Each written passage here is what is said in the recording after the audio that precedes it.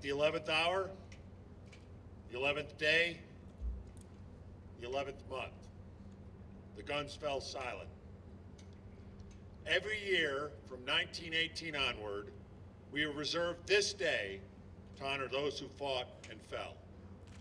In Great Britain, Canada, Australia, New Zealand, and across the British Commonwealth, it is known as Remembrance Day. All the countries that marched, Belgium, Bulgaria, France, Germany, Italy, Japan, Romania, Russia, Turkey, and many others, mark this day. In the United States, we called it Armistice Day, and after 1954, Veterans Day. And here at Camp Eggers this morning, we remember. Armistice Day marked the end of the Great War of 1914 to 1918. Worldwide, 20 million were killed, another 21 million wounded or missing. To those who experienced it, nothing could be worse. They called that one the war to end all wars, but they were wrong. World War II came 2 decades later. 70 million dead.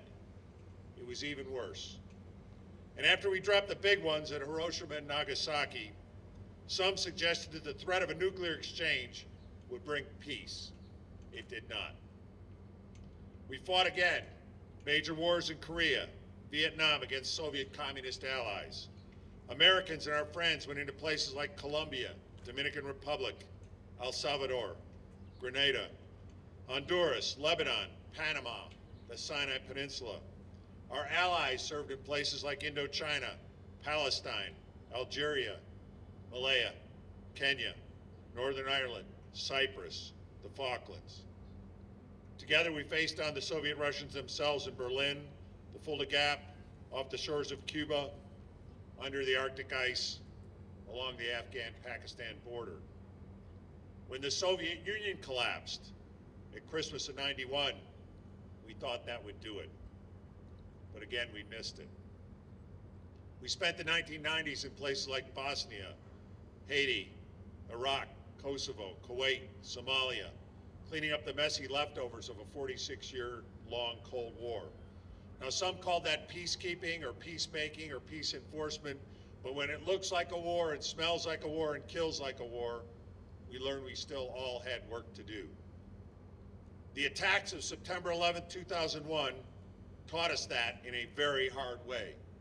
So now we're at the beginning of the 12th year of the global war on terrorism, and we stand in Afghanistan. We've been to Iraq, the Philippines, the Horn of Africa, other countries around the world. Where Al-Qaeda and the terrorists go, we go. Where they want to go, we want to get there first. This is going to be a long war, and it's already been long enough. Inside our headquarters, there's a memorial with 180 names. Most of us will not be here when the last name is added to that memorial, but that is okay, because the day will come when that last name is added, and this war is over. Now, people say war never settles anything, and I would say, ask Xerxes' Persians, or Hannibal's Carthaginians, Adolf Hitler's Nazis, Joseph Stalin's communists, Saddam Hussein's Baathists, Osama bin Laden's Al-Qaeda, if you could find any of them, though I suspect communications with hell are not all that reliable. When this war is over, there will be another. I wish it wasn't so, but it is, was, and will be. A veteran of the Great War, a soldier who saw that first armistice, but did not live to see the war we fight today, put it this way. Through the travail of ages, amidst the pomp and toil of war, have I fought and strove and perished countless times upon this star. So as through a glass and darkly, the age-old strife I see, where I fought in many guises, many names, but always me. Major George S. Patton Jr. wrote those lines in 1922, 22 years before he led the U.S. Third Army rampaging across France at the height of World War II. He was wounded as a tank brigade commander in the Meuse-Argonne offensive of 1918, an intense student of military history, simultaneously one of the most religious and most profane of America's military leaders.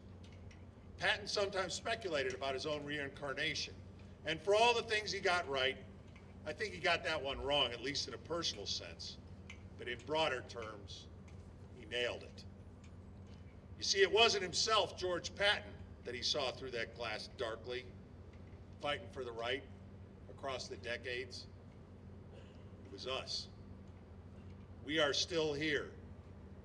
The veterans who served beside Patton at the first armistice are now dead.